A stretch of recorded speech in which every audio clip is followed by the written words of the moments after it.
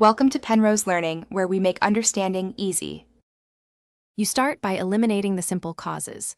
Plug the iPad into a known good charger and give it 15 minutes.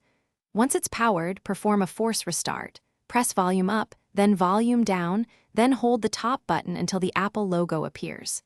This clears temporary kernel hangs and reloads the OS without erasing data.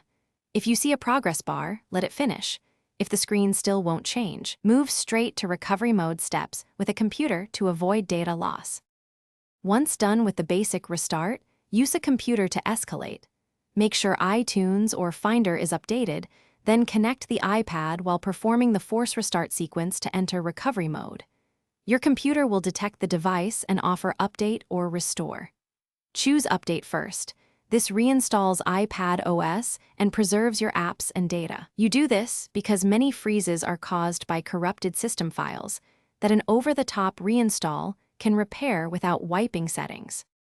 If the update fails or the iPad remains frozen, you'll need to restore. This erases the device and installs a fresh iPad OS image. After restore, immediately sign into iCloud or use your local backup to bring back data. Verify behavior by installing the latest software and testing apps.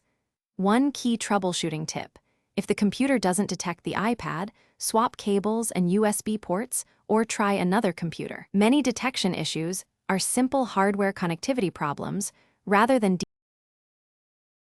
Thanks for watching. If this was helpful, leave a like and consider subscribing. See you next time.